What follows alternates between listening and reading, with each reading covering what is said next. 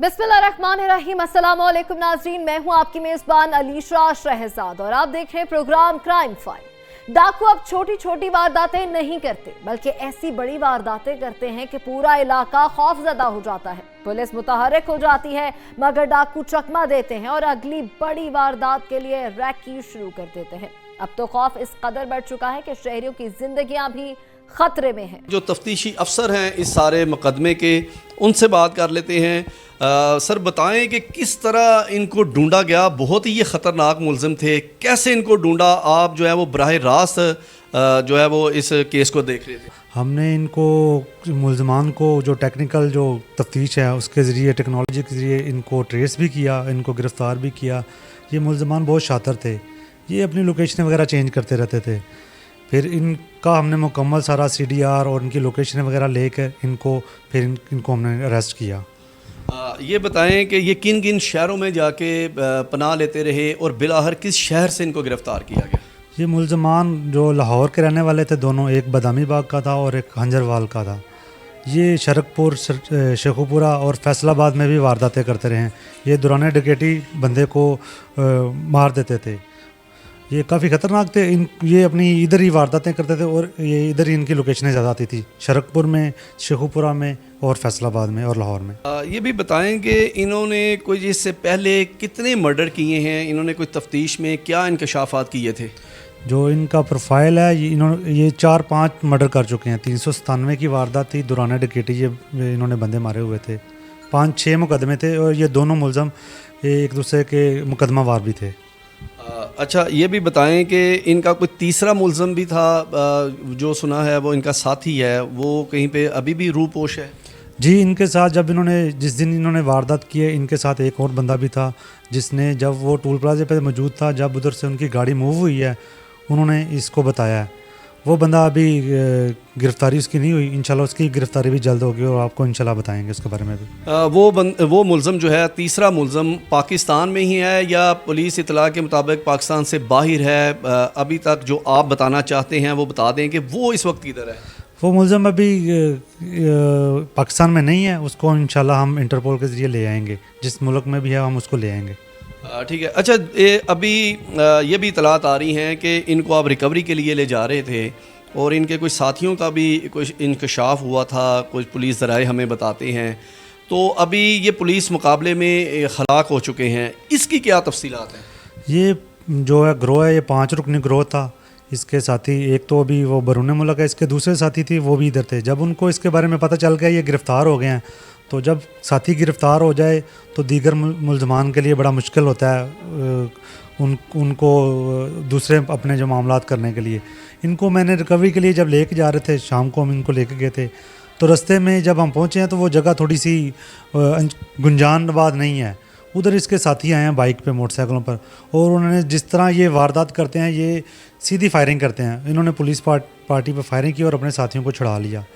फिर उधर हमारी क्रॉस फायरिंग होती रही उनके साथ। अच्छा, पहले जब उन्होंने फायरिंग की है तो उन्होंने इनको छुड़ा लिया था। ये किस जगह ये सारा वाक़या हुआ? ये जिधर वारदात हुई थी टोल प्लाजे वाली, उससे नारा पलखू के साथ एक रोड जाता है, पीर मिठा कब्रिस्तान रोड, वज़ीराबाद का वो कब्रिस्तान है। कब्रिस्तान काफ़ी बड़ा है, उसी रोड पर ये इंसिडेंट हुआ था। अच्छा, फिर क्या हुआ जब क्रॉस फायरिंग हुई? उसके बाद की तफसीलात? जब फायरिंग हुई है तो ये हमारी गाड़ी से हमने भी अपनी जान बचाई है। जब फायरिंग गाड़ी पे सीधी हुई है, जो हमारे जवान थे उन्होंने भी जान बचाई है अपनी, और ये गाड़ी से छलांग लगा के, इनको कड़ी वगैरह तो लगी हुई थी, ये छलांग लगा के गाड़ी से उतर गए हैं और अपने साथियों के साथ हो लिए हैं। उधर इलाका थोड़ा सा खेत वगैरह हैं कब्रिस्तान के साथ। उधर फिर ये इसके साथी छुप के फायरिंग करते रहे हैं पुलिस पे। हमने भी अपनी जान बचाते हुए उन पर फायरिंग वगैरह की है। और जब आपने फायरिंग की फिर इनके साथी कहाँ गए और ये कैसे मर गए? ये जब फायरिंग होती रही है तो क्रॉस फायरिंग में ये इनके साथ ही थे, डाकुओं के साथ ही थे ये। कुछ देर के बाद जब इनकी फायरिंग वगैरह थमी है तो हमने फिर दूसरी गाड़ियों को भी कॉल किया है, हम पुलिस बुलाई है। जो हमारे साथ हमारे DSP साहब भी मौके पे आ गए हैं, थाना सदर की गाड़ी, सोदरा की गाड़ी और दूसरी अहमदनगर की गाड़ी आ गई है। उसके बाद हमने सर्च ऑपरेशन किया लाइट की रोशनी में, तो हमें इनकी दोनों की डेड बॉडियाँ मिली हैं। एक की कब्रिस्तान के पास पड़ी हुई थी और एक की खेतों में पड़ी हुई थी, जो अपने ही साथियों की फायरिंग से हलाक हो चुके थे। یہ بھی بتا دیں کہ ایک بڑا وزیر آباد اور اس کے گرد و نواح میں بڑا خوف و ہراس تھا جب یہ سارا واقعہ ہو گیا, یہ اپنے انجام کو پہنچ گئے. اب وزیر آباد کی فضا کیسی ہے, عام لوگوں کا وہاں پہ پولیس کے لیے کیا کہنا ہے؟ جی الحمدللہ ابھی وزیر آباد کی جو عوام ہے وہ پولیس پہ ان کا پورا اعتماد ہے, اور جو ان کی بے چینی تھی وہ ان ڈاکوؤں کے ہلاک ہونے کے بعد وہ ختم ہو گئی ہے. وہ خود کو محفوظ محسوس کرتے ہیں. سی پی او گجرانوالہ ایاز سلیم کے مطابق گجرانوالہ کے سب سے بڑی ڈکیتی کے ملزمان پکڑے جا چکے ہیں.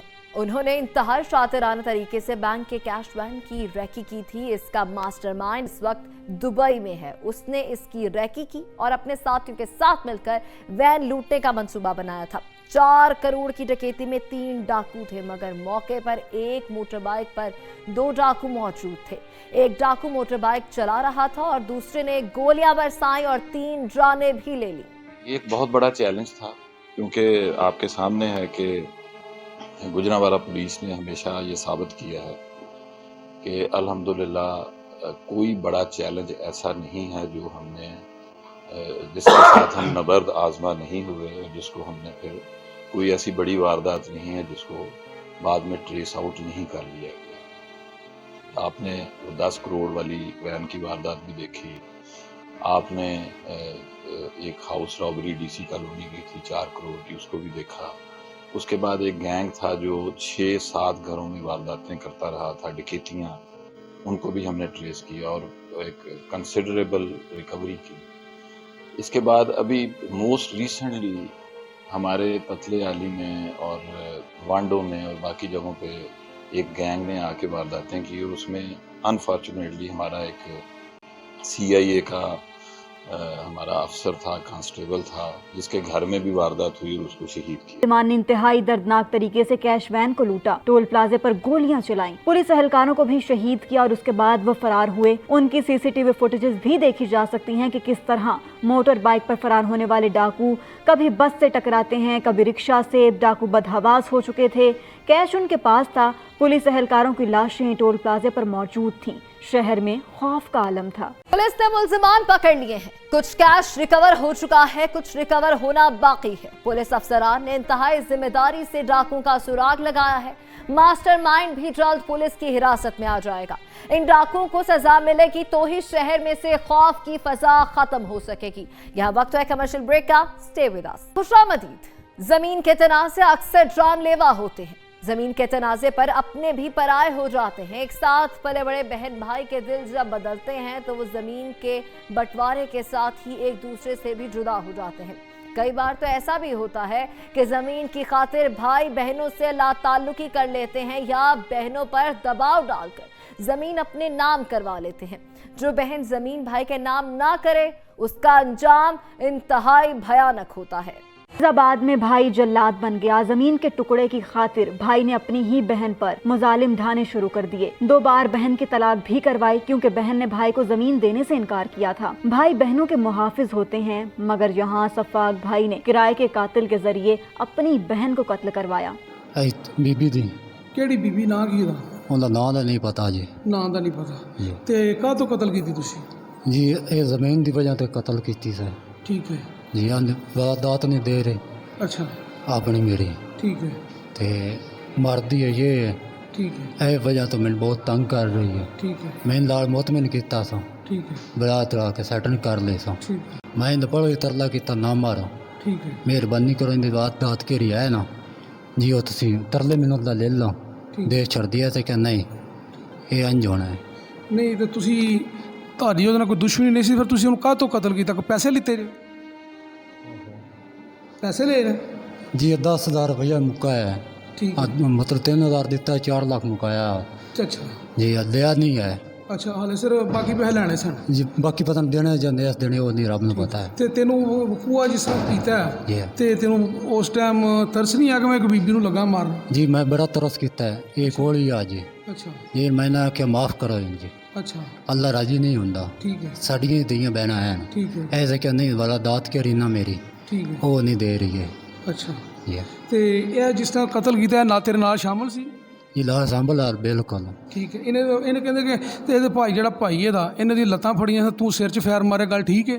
जी ये लत्तां भी पड़ो फड़ियां फाड़ के मेरे तो पैर मराया ठीक ये मुझे दाग दिता ठीक। मेरा को पिस्टा उठ गया जी ਠੀਕ ਹੈ जी ਤੇ ਤੁਸੀਂ ਇਹ ਜਿਹੜਾ ਵਾਕਿਆ ਕੀਤਾ ਤੁਹਾਨੂੰ ਸ਼ਰਮ ਮਹਿਸੂਸ ਕਿਉਂ ਹੁੰਦੀ ਹੈ ਕਿ ਕੀ ਕੀਤਾ जी बड़ी मुशरम आई है ਅੱਛਾ बिल्कुल मैं छाड़ ही दिता जी ਠੀਕ ਹੈ छाड़ के दोबारा वात लै गया मैं ਠੀਕ ਹੈ जी हाँ ऐसा क्या नहीं है बकुआ कारी करे उन्हें मार दी सन पिछो ना बकुआ ना करिए ये पिछ बड़ा हालात खराब कर रही है ਇਸ ਤੋਂ ਪਹਿਲਾਂ ਵੀ ਕਦੀ ਕਿ ਵਕੂਆ ਤੁਹਾਡਾ ਕੋ ਹੋਇਆ नहीं जी नहीं जी अस्त पढ़ा कई बकुआ ने जिंदगी का पढ़ा चाना से चाहे हुआ है और किसी बारे दी नहीं पर चोरी दी पर्चा नहीं मुलजिम एतराफ़ कर रहा है कि उसने 6 से 7 किले ज़मीन की खातिर अपनी बहन को 2 मरतबा तलाक करवाई। उसने ज़मीन हथियाने के लिए हर हरबा आजमाया, बहन ना मानी तो उसने बहन के कत्ल का मंसूबा बना लिया। संगदिल भाई ने ਤੇ ਆਇਆ ਹੈ ਕਿ ਤੁਸੀਂ ਆਪਣੀ ਭੈਣ ਦਾ ਕਤਲ ਕੀਤਾ ਹੈ, ਗਲਤ ਹੈ ਕਿ ਸਹੀ ਗੱਲ ਹੈ?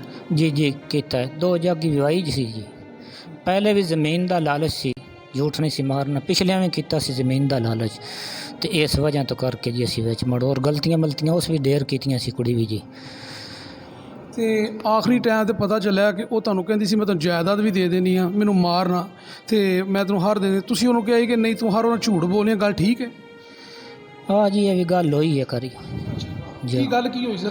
ਗੱਲ ਇਹ ਤਾਂ ਜੀ ਉਹ ਇਤਨੀ ਹੋਈ ਹੈ ਜੀ, ਮੈਂ ਦੇਣੀ ਆ ਜ਼ਮੀਨ ਉਸ ਗੱਲ ਕੀਤੀ ਹੈ। ਅੱਛਾ ਹਾਂ ਜੀ ਨਹੀਂ ਤੇ ਤੁਸੀਂ ਆਖਿਆ ਸਰ ਅੱਗੇ ਵੀ 2-3 ਵਾਰੀ ਹੋਈ ਸੀ ਗੱਲ ਤੇ ਤੂੰ ਨਹੀਂ ਦਿੱਤੀ ਤੇ ਮੁੜ ਉਲਟਾ ਜੀ ਸਾਡੇ ਤੇ ਦਰਖਾਸਤਾਂ ਤੇ ਵਨ ਫਾਈ ਤੇ ਕਾਲਾਂ ਕੋਲਾਂ ਜੀ ਇਹ ਬੰਦੇ ਸਾਧ ਲੈ ਬੰਦੂਕ ਫੈਰ ਸ਼ਹਿਰ ਵੀ ਕਰਾਇਆ ਸੀ ਵਿਹੜੇ ਚ ਉਸ। ਇਹ ਜੋ ਹੁਣ ਇਸ ਦਫਾ ਕਤਲ ਕੀਤਾ ਤੁਸੀਂ ਕਿਸੇ ਸ਼ੂਟਰ ਦੇ ਜ਼ਰੀਏ ਕਰਾਇਆ, ਉਹਨੂੰ ਕਿੰਨੇ ਪੈਸੇ ਦਿੱਤੇ ਸਨ ਜੀ? ਉਹਨੂੰ ਪਾਉਣ ਦਿੱਤਾ ਸੀ 10,000 ਰੁਪਈਆ ਸਰ ਸੀ, 4 ਲੱਖ ਮੁੱਕਾ ਸੀ 4 ਲੱਖ ਮੁੱਕਾ ਜੀ ਤੁਹਾਨੂੰ ਦਿੱਤੇ ਕਿੰਨੇ ਸਨ ਜੀ? 10,000 ਜੀ 2000 ਰੁਪਏ ਜੀ ਜੀ 10 ਜੀ। ਜਿਸ ਟਾਈਮ ਉਹ ਤੁਸੀਂ ਕਤਲ ਕੀਤਾ ਤੁਸੀਂ ਆਪਣੇ ਪਤਾ ਲੱਗਾ ਆਪਣੀ ਭੈਣ ਦੀਆਂ ਲੱਤਾਂ ਫੜੀਆਂ ਤੇ ਸ਼ੂਟਰ ਨੇ ਫਾਇਰ ਮਾਰਿਆ, ਇਹ 'ਚ ਕਿੰਨੀ ਕੁ ਸਦਾਕਤ ਹੈ?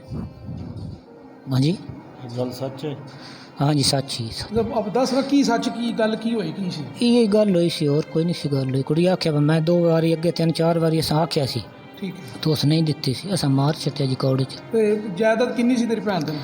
ਕੁਛ 6-7 ਕਿੱਲੇ ਸੀ 6-7 ਕਿੱਲੇ ਜੀ ਜੀ। ਸਰ ਜਾਇਦਾਦ ਵਾਸਤੇ ਪਹਿਲਾਂ ਵੀ ਤੂੰ ਆਪਣੀ ਭੈਣ ਨੂੰ 2 ਦਫਾ ਤਲਾਕ ਹੋ ਗਈ, ਇਸ ਕਰਕੇ ਤਲਾਕ ਹੋਈ ਸੀ ਹਾਂ ਜੀ ਇਸ ਵਜ੍ਹਾ ਤੋਂ ਮੜੋਈ ਉਹਨਾਂ ਕੀਤਾ ਕਿ ਲਾਲਚ। ਤੁਸੀਂ ਉਹਨੂੰ ਜਾਇਦਾਦ ਨਹੀਂ ਸੀ ਦਿੰਦੇ? ਨਹੀਂ ਜੀ ਉਹ ਜਾਇਦਾਦ ਆਪਣੀ ਗੱਡੀ ਰਹੀ ਸੀ, ਅਸਾਂ ਠੇਕਾ ਨਹੀਂ ਸੀ ਮੰਗਿਆ ਸੀ ਉਹਦੇ ਕੋਲੋਂ, ਨਹੀਂ ਲਿਆ ਸੀ, ਆਪਣੇ ਹੀ ਲੈਂਦੀ ਰਹੀ ਸੀ। ਹਾਂਜੀ ਠੇਕਾ ਨਹੀਂ ਸੀ, ਬੇਸ਼ੱਕ ਪਿੰਡ 'ਚ ਵੀ ਹੋ ਜਾ ਗਵਾਈ, ਠੇਕਾ ਨਹੀਂ ਸੀ। ਉਹਨਾਂ ਆਖਿਆ ਨਹੀਂ ਹੋੜਿਆ, ਨਹੀਂ ਉਸ अपना जो लिया लाख लिया कख लिया अपने ही लिया, उसने ही मंगया जी। मुल्जिम की मकतूला से कोई दुश्मनी नहीं थी, कातिल तो मकतूला को जानता भी नहीं था, इसको तो बस 4 लाख रुपए नजर आ रहे थे जो मकतूला के भाई ने देने थे। बहन को कत्ल करने के लिए भाई ने ही कराए कि कातिल को 4 लाख रुपए के एवज आमादा किया था। चंद पैसों की खातिर मुल्जिम ने बेकसूर खातून कत्ल कर दी। हैरत तो ये है कि भाई ने अपनी बहन को कत्ल करवाया है। मुल्ज़म फ़िरोज़ के इंकशाफ पर शहबाज मच्छी जो शूटर है जिसने 4 लाख रुपए के इवज़ इसको कत्ल किया, उसको हमने जदीद टेक्नोलॉजी का इस्तेमाल करते हुए उसकी लोकेशन ट्रेस की और लोकेशन ट्रेस करके हमने उसको गिरफ़्तार किया। जैसे ही उससे हमने इंटेरोगेशन का आगाज़ शुरू किया तो उसने मुझे बतलाया कि फ़िरोज़ मेरे पास इधर गांव आता था, इसने मेरे साथ बैठकर प्लान बनाया कि मेरी बहन मुझे ज़मीन नहीं देती तो मैंने उसे मरवाना है और मैं तुम्हें 4 लाख रुपया दूंगा तो तुम इसे मार दो मेरे साथ मिलकर।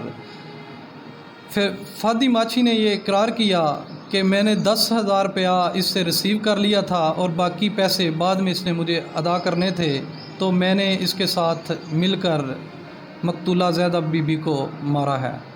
इसने जब तफ्तीश शुरू की, पुलिस को नामालूम खातून की लाश मिली थी। पुलिस को नहीं मालूम था कि खातून कौन है। पुलिस ने जब शनाख्त का अमल मुकम्मल किया तो खातून को किस वजह से कत्ल किया वो वजह ढूंढना भी एक अलग मामला था।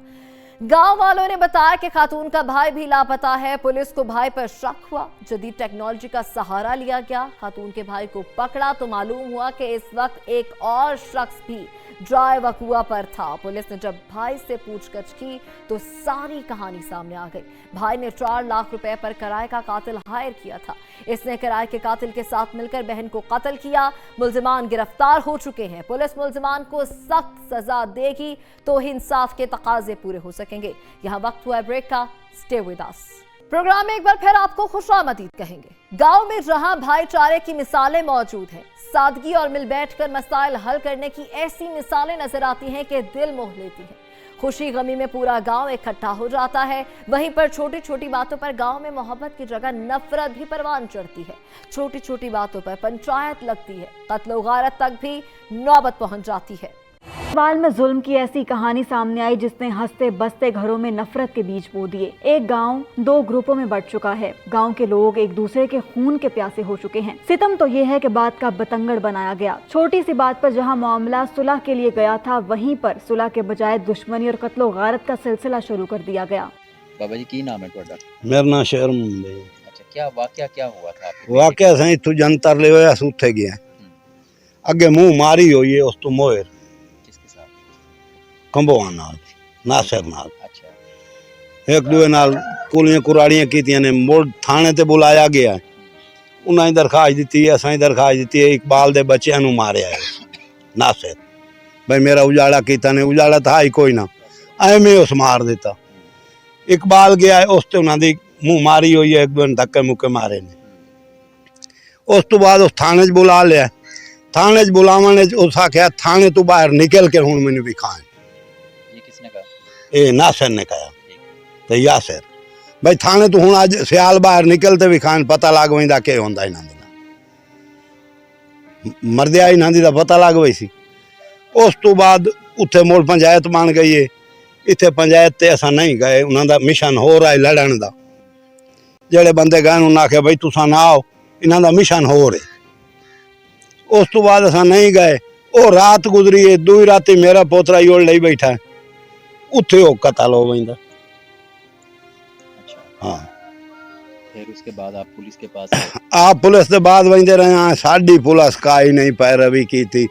ये हूँ 1.25 महीना पिया गुजरदा है, उन्हें साड़ी खैर का ही नहीं मंगी। सुन च सिनी लीर साढ़े हाथ रख छुड़े दे, असा कतल तुहाडा लाभ रहे हैं ते आ लाभ के दे रहे हैं। मैं रो रो ते भाग आया, पेट पेट ते मेरी उन्हें का नहीं सुनी। DSP दर गया, SP ताई गया, किसी ने नहीं सुना? एवें सिनी लीर हाथ रख छुड़े दे। बा गुलेंदे पाया ते गुलेंदे पाया। जेड़े बंदे मैं शकूक दे तहत डेटियां चाहन वो फतान उन्होंने लाई गया, उन्होंने छोड़ दिता। हाली मैं शहर वधा मुँह खा रहा है वधे होंगे।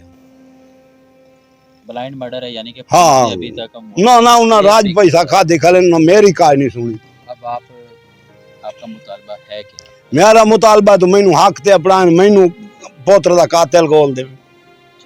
हाँ, मेरा मुतालबा है, होर कोई मुतालबा ही नहीं। मैं गरीब बंदा, मेरे को तो किराया ही कोई नहीं होता।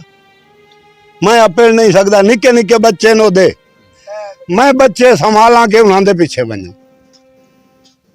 मेरी वो नहीं सुन रहे। साहब दे पेश होया 2-3 खेमी छोटा खेमी पेश होया खला, उस मेरी काज नहीं सुनी।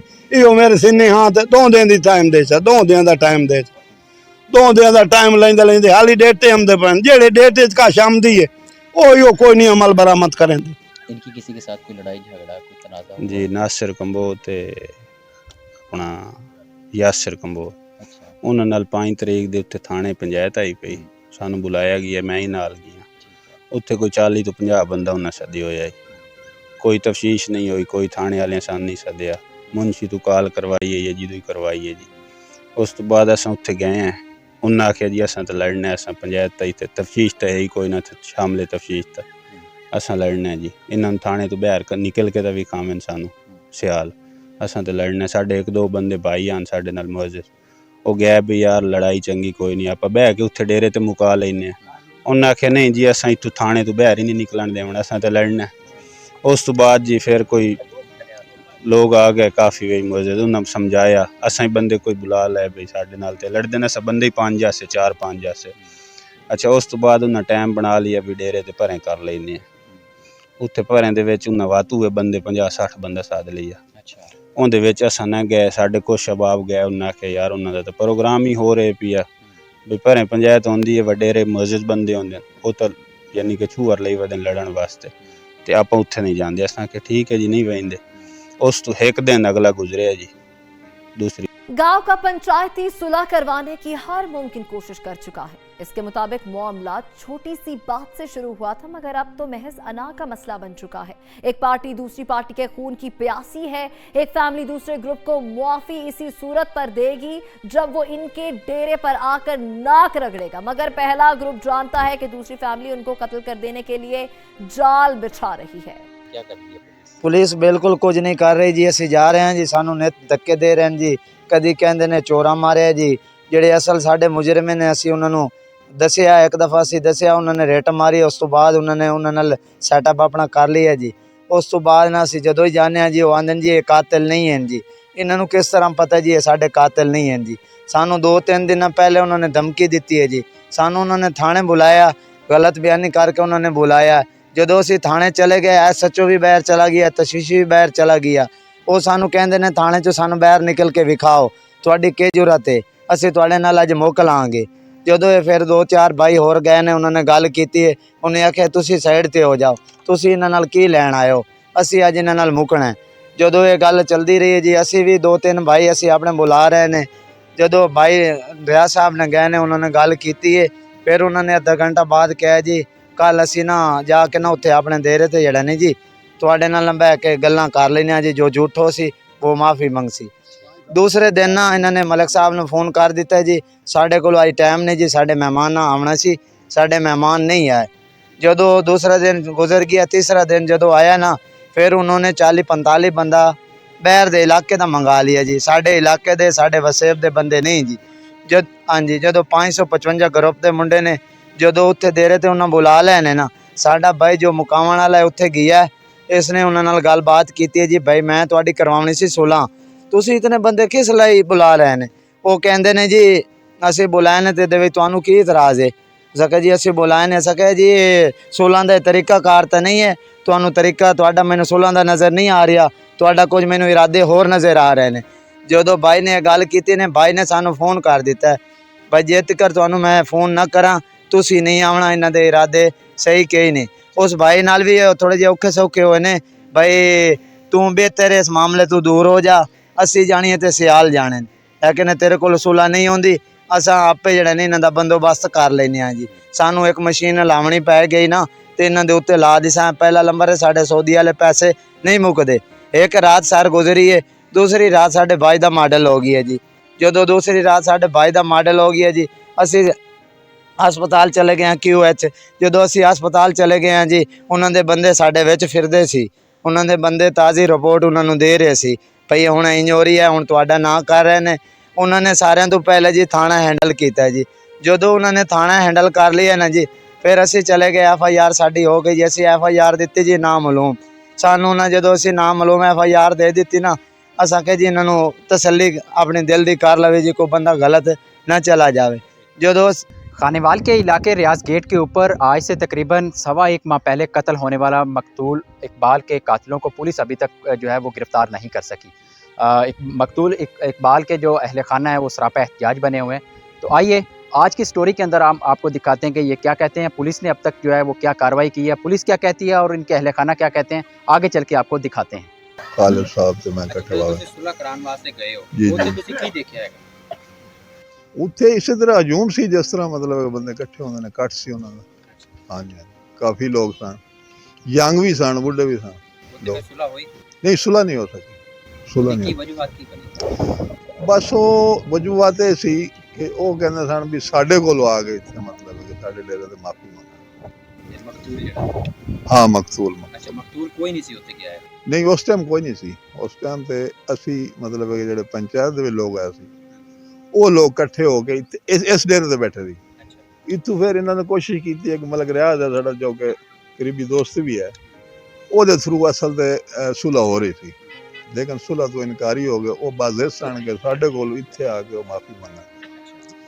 ਮਕਤੂਲ ਔਰ ਜਿਹੜਾ ਮਕਤੂਲ ਹੋਇਆ ਉਹਨਾਂ ਦੇ ਵਾਲਿਦ ਦਾ ਇਹ ਕਹਿਣਾ ਸੀ ਕਿ ਅਸਾਂ ਨਾ ਇਹ ਚਾਹੁੰਦੇ ਹਾਂ ਕਿ ਕਿਸੇ ਹੋਰ ਦਰਵਾਜ਼ੇ ਤੇ ਮਤਲਬ ਜਿੱਥੇ ਝਗੜੇ ਵਾਲੀ ਜਗ੍ਹਾ ਤੇ ਅਸਾਂ ਸੁਲ੍ਹਾ, ਨਾ ਕਾਨੂੰਨ ਹੈ ਨਾ ਅਸੂਲ ਹੈ, ਅਸਾਂ ਕਿਸੇ ਹੋਰ ਬੰਦੇ ਕੋਲ ਬਹਿ ਕੇ ਸੁਲ੍ਹਾ ਕਰ ਸਕਦੇ ਹਾਂ। ਅੱਛਾ, ਉੱਥੇ ਅਸੀਂ ਜਗ੍ਹਾ ਤੇ ਨਹੀਂ ਜਾਣਾ। ਹਾਂ, ਉਸ ਜਗ੍ਹਾ ਤੇ ਨਹੀਂ ਜਾਣਾ। ਉਸ ਜਗ੍ਹਾ ਦੇ ਉੱਤੇ ਮਕਤੂਲ ਵੀ ਨਹੀਂ ਗਿਆ? ਨਹੀਂ, ਮਕਤੂਲ ਵੀ ਔਰ ਨਹੀਂ। ਮਕਤੂਲ ਦੀ ਤਰਫੋਂ ਉਹਦੇ ਪੰਚਾਇਤ ਦੇ ਜਿਹੜੇ ਲੋਕ ਸੀ ਉਹ ਉੱਥੇ ਗਏ? ਹਾਂਜੀ, ਹਾਂਜੀ। ਪਹਿਲੇ ਇੱਕ ਟਰਾਈ ਕੀਤੀ ਹੈ ਮਲਕ ਰਿਆਜ਼ ਸਾਹਿਬ ਨੇ ਜੀ, ਉਹ ਨਾਕਾਮ ਹੋਏ ਨੇ। ਫਿਰ ਮੈਂ ਇੱਥੇ ਆਇਆ ਕਿਉਂਕਿ ਮੈਂ ਲੇਟ ਆਇਆ ਇੱਥੇ ਪੰਚਾਇਤ ਦੇ ਵਿੱਚ। ਫਿਰ ਖਾਲਿਦ ਸਾਹਿਬ ਨੂੰ ਮੈਂ ਲਿਆ ਜਿਹੜੇ ਕੈਨੇਡਾ ਸੈਟਲ ਨੇ, ਨਾਲ ਹੀ ਉਹਨਾਂ ਦੇ ਹਮਸਾਇਆ ਨੇ ਮੇਰੇ ਕੋਲ। ਅਸੀਂ ਫਿਰ ਕੋਸ਼ਿਸ਼ ਕੀਤੀ ਕਿ ਇਹਨਾਂ ਦੀ ਨਾ ਸੁਲਹ ਹੋ ਜਾਵੇ, ਅੱਛੀ ਗੱਲ ਹੈ, ਲੇਕਿਨ ਸੁਲਹ ਨਾ ਹੋ ਸਕੀ। ਉਹ ਤੇ ਪੰਚਾਇਤ ਦੇ ਲੋਕਾਂ ਨੇ ਕੋਈ ਕਿਹਾ ਕਿ ਚਲੋ ਅਗਰ ਇਕਬਾਲ ਮਕਬੂਲ ਨਹੀਂ ਇੱਥੇ ਆਇਆ ਜੀ ਜੀ ਤੇ ਤੁਸੀਂ ਵੈਸੇ ਉਹਨੂੰ ਮਾਫ ਕਰ ਦਿਓ, ਇਹ ਗੱਲ ਹੋਈ ਉੱਥੇ? ਹਾਂ, ਉੱਥੇ ਤਾਂ ਬੜੀ ਮਤਲਬ ਖਾਲਿਦ ਸਾਹਿਬ ਨੇ ਵੀ ਮਾਫੀ ਮੰਗੀ ਵੀ ਅਸੀਂ ਉਹਨਾਂ ਦੀ ਤਰਫ ਆਏ ਹਾਂ ਵੀ ਅਸੀਂ ਮਦਦ ਕਰਨੇ ਆ, ਮੈਂ ਵੀ ਕਿਹਾ ਅਸੀਂ ਮਦਦ ਕਰਨੇ ਹਾਂ, ਲੇਕਿਨ ਉਹ ਉਸੇ ਗੱਲ ਤੇ ਬਸ ਸਨ। ਅੱਛਾ, ਕਿ ਉਹ ਇਕਬਾਲ ਉੱਥੇ ਆਵੇ ਹਾਂ ਉਹਨਾਂ ਦੇ ਡੇਰੇ ਤੇ ਹਾਂ ਔਰ ਉੱਥੇ ਆ ਕੇ ਕਿਉਂਕਿ ਉਹਨਾਂ ਦਾ ਮੌਕਫ ਇਹ ਸੀ ਕਿ ਜਿਹੜਾ ਮਲਕ ਰਿਆਜ਼ ਸਾਹਿਬ ਨੇ ਵੀ ਉਹਨਾਂ ਨੇ ਸਾਡੇ ਨਾਲ ਵਾਅਦਾ ਕੀਤਾ ਸੀ ਕਿ ਉਹ ਇੱਥੇ ਆਣਗੇ ਸਾਡੇ ਡੇਰੇ ਦੀ ਮਾਫੀ ਮੰਗਣਗੇ। ਠੀਕ ਹੈ ਜੀ ਜੀ। ਅੱਛਾ, ਫਿਰ ਉਸ ਤੋਂ ਬਾਅਦ ਇਹ ਪੰਚਾਇਤ ਮਤਲਬ ਉੱਠ ਗਈ? ਹਾਂਜੀ, ਉਸ ਪੰਚਾਇਤ ਤੋਂ ਬਾਅਦ ਫਿਰ ਕੀ ਹੋਇਆ? ਉਸ ਤੋਂ ਬਾਅਦ ਦੂਸਰੇ ਦਿਨ ਮੇਰੇ ਖਿਆਲ ਦੇ ਵਿੱਚ ਦੂਸਰਾ ਦਿਨ ਸੀ, ਦੂਸਰੇ ਦਿਨ ਸਵੇਰ ਤਕਰੀਬਨ 3-3:30 ਵਜੇ ਇਕਬਾਲ ਕਤਲ ਹੋ ਗਿਆ। ਕਤਲ ਹੋ ਗਿਆ। ਪੁਲਿਸ ਨੂੰ ਦੱਸਿਆ, ਪੁਲਿਸ ਆਈ, FIR ਦਰਜ ਹੋਈ, ਹਾਲੇ ਤੱਕ ਕਾਤਿਲ ਗ੍ਰਿਫਤਾਰ ਨਹੀਂ।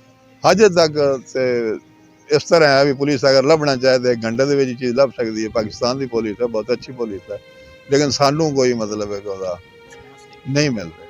बूढ़ा दादा क्या करे, उसका जवान पोता छोटी सी बात पर कत्ल हुआ। जुल्म यह है कि पुलिस दादा की फरियाद नहीं सुन रही। दादा के मुताबिक मुखालिफ पार्टी ने सुलह का झांसा देकर बुलाया, मगर उन्होंने वहां पर अपना ग्रुप इकट्ठा कर रखा था। वो कत्लो गारत करना चाहते हैं, इसलिए वो बुला रहे थे। वाकई जी माल दे विचों निकलिया मोटरसाइकिल मैं चलाया होया जी, वो मगर मेरे बैठ होया अगू बंदे चौक दे विच खड़े होन जी, ना उन्ना सानू बुलाया ना सा उन्होंने बुलाया। अस घर वाले पासे मोड़ पे घर आमदे पे से मगर उन्ना मोटरसाइकिल ला ते किले डेढ़ ते सानू आ उत्थे डकिया जी, डकने मैं ढाह गया उन्ना फायर मार दिता उन्हें। इतनी गल है।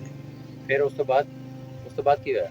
उस तो बाद कोई नहीं। मोटरसाइकिल मेरा ही मोटरसाइकिल एक उन्होंने कोल अपना सी, एक मेरे वाला लेंदे पीछे मुड़ गए, मोटरसाइकिल भी लाए गए। ठीक है। फिर उस तो बाद मकतूल जड़ा इकबाल है ਉਹਨੂੰ ਫਿਰ ਹਸਪੀਟਲ ਤੁਸੀਂ ਲੈ ਕੇ ਗਏ? नहीं वो इथु छुअर गए ना, दूए कार ते लाए ते गए, मैं दूई गड्डी ते वे गया, मैनू घट होश आई जी। जुल्म तो यह है कि अहले इलाका खौफजदा है, पूरे गांव में खौफ और हिरास फैला हुआ है। कातिलों ने धोखे से बुलाकर नौजवान को कत्ल किया है।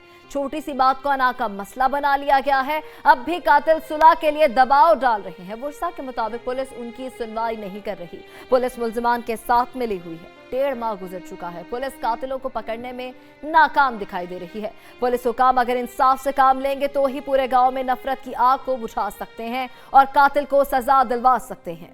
रुख करते अगली कहानी की तरफ। छोटी बच्चियां तो घर में रौनक होती हैं, छोटे बड़ों सबके दिल मोह लेती हैं। बच्चों की मोहब्बत तो खालिस होती है, जो बगैर किसी लालच के होती है। बच्चे तो सबसे प्यार समेटते हैं। बड़ों की लड़ाई में अक्सर बच्चे ही निशाना बन जाते हैं। छोटी छोटी बातों पर बच्चों पर डांट डपट करती जाती है, मगर इन पर जुल्म नहीं ढाया जाता। बाप चचा तो बच्चों के लिए साहिबान की तरह होते हैं।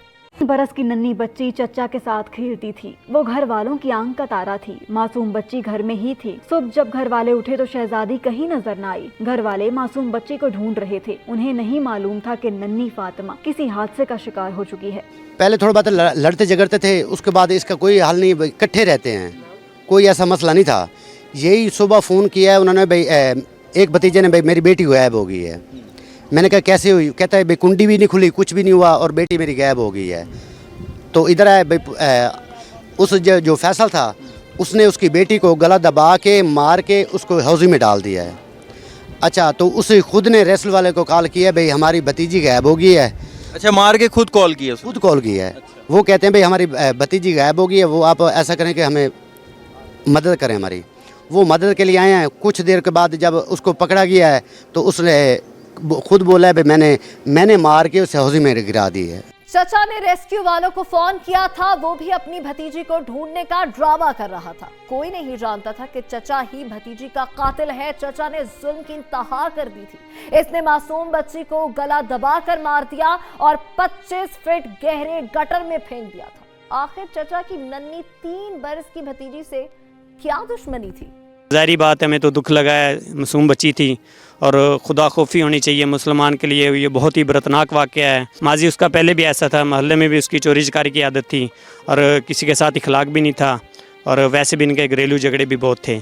उसके अलावा हम इससे ना कोई सलाम दुआ रखते थे और ना ये इस काबिल है और ना हम समझेंगे। अहले इलाका सोगवार हैं। अहले इलाका के मुताबिक तो मामूली तकरार होती थी, मगर घर वाले सब इत्तेफाक मोहब्बत से रहते थे। उनकी आपस में ऐसी कोई दुश्मनी नहीं थी कि नौबत इस नहज तक पहुंचती। रेस्क्यू ने 25 फीट गहरे गटर से मासूम बच्ची की लाश निकाली थी। जी नाज़रीन, इस वक्त हम 4 ढोरे वाला पे मौजूद हैं, जहाँ पर 3 साल छोटी बच्ची, मासूम बच्ची जो फातिमा थी, उसको और किसी ने नहीं, उसके सगे चाचू ने मुबैना तौर पे पहले ये कहा जा रहा है कि गला घोंटा, उसके बाद जो यहाँ पर एक कहा जाए गटर नुमा एक तालाब बना हुआ है, उसमें उसने उस बच्ची को फेंक दिया और बच्ची की जो लाश है यहाँ से रेस्क्यू वाले आए, उन्होंने निकाल के दी है वर्षा को।